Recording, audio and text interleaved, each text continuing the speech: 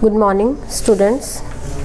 Yesterday we have discussed rules for inheritance of traits, and during that we have discussed Mendel's contribution for these rules.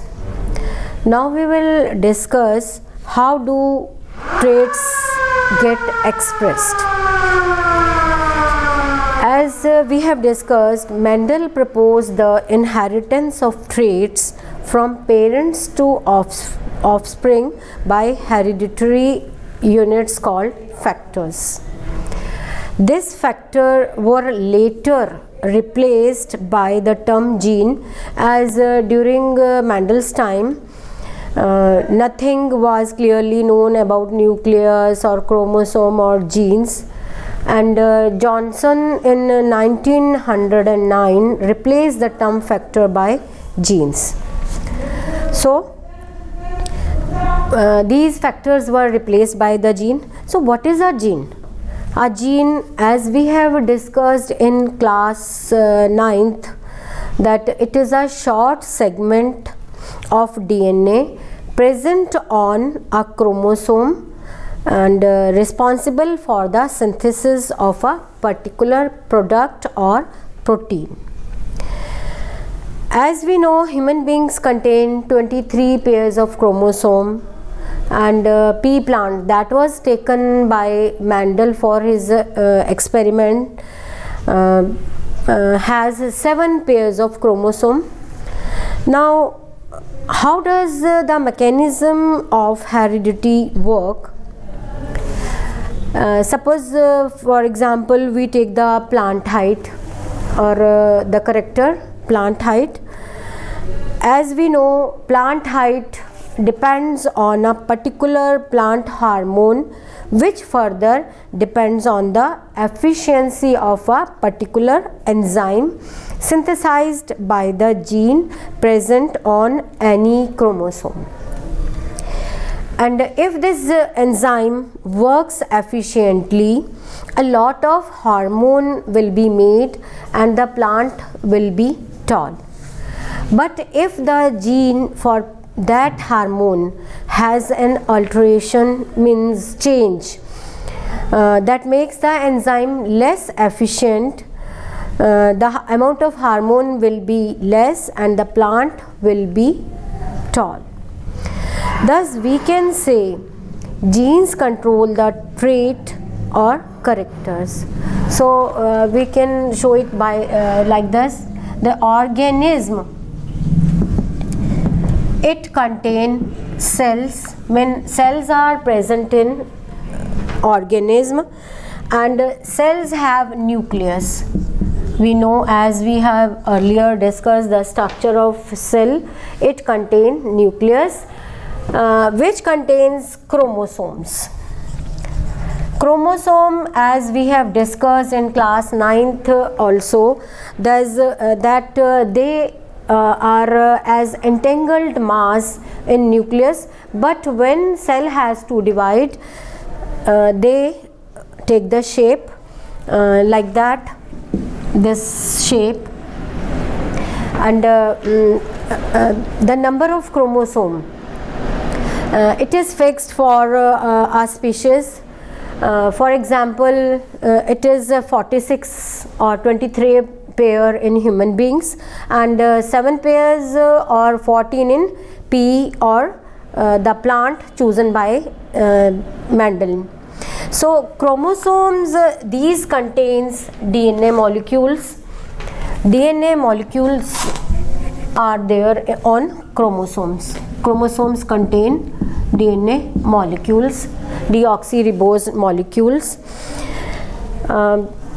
Then on DNA, genes are located. So genes are located on DNA molecules, and these genes synthesize the particular protein. Particular protein is synthesized by the genes, and these proteins trigger a particular hormone or enzyme. I mean, they secrete a particular enzyme. This enzyme catalyzes a particular process to form a product which control the particular trait.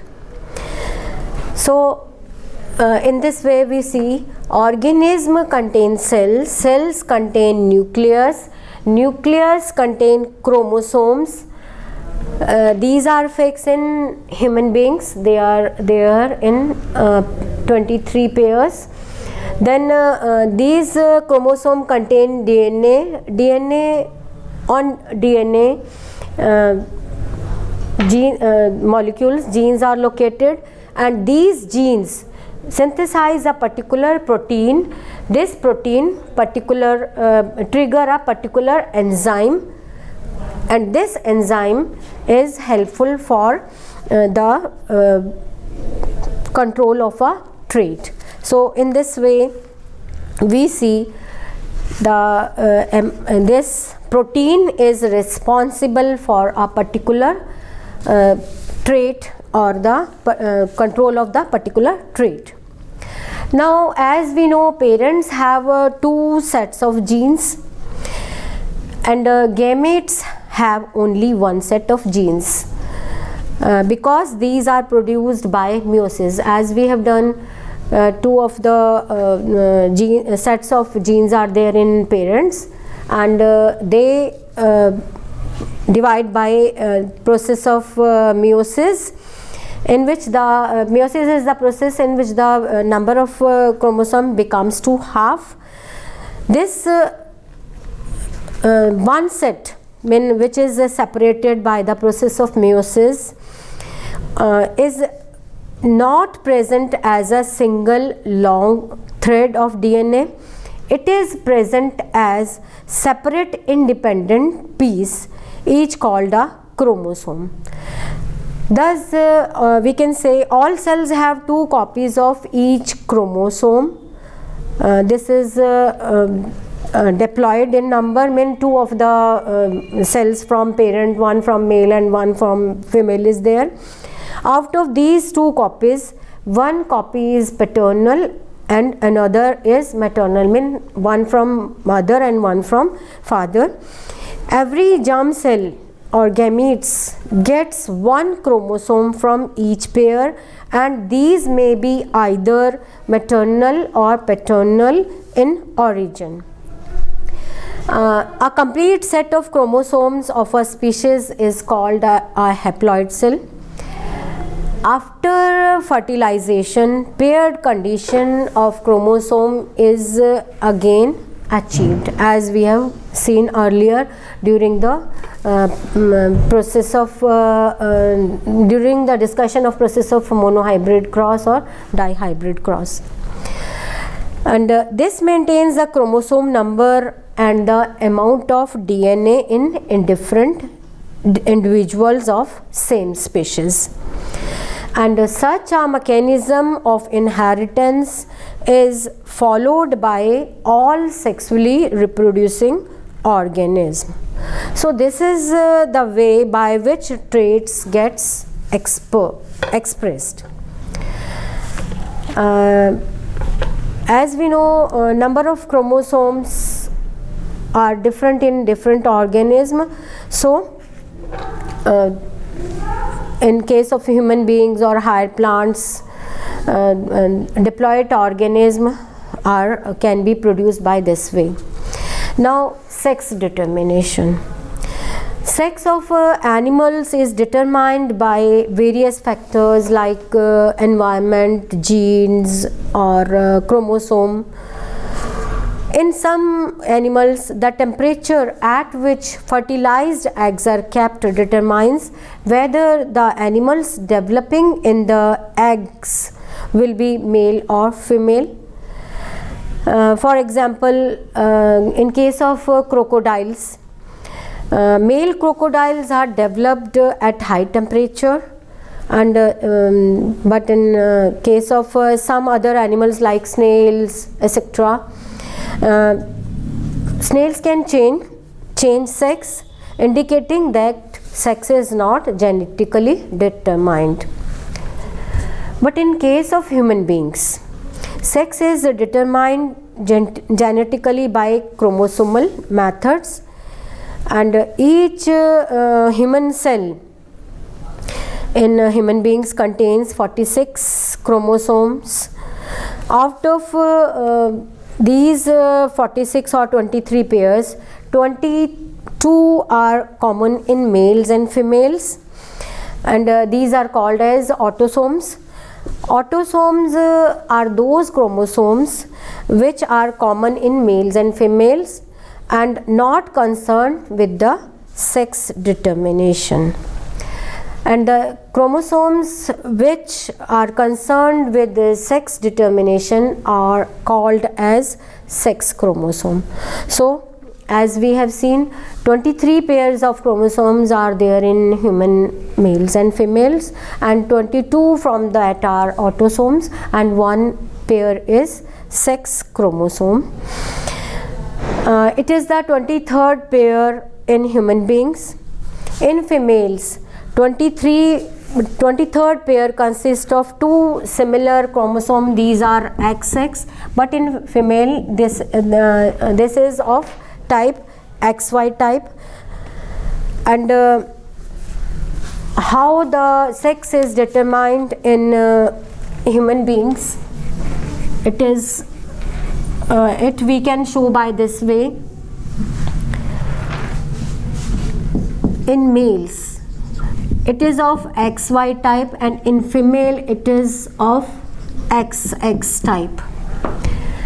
Now the gametes that will separate, that will be like that: X and Y in males and X and X in females. So when X of X cross with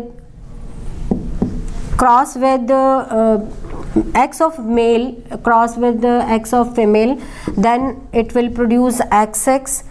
In the similar way, when Y of male cross with X of female, it will produce XY.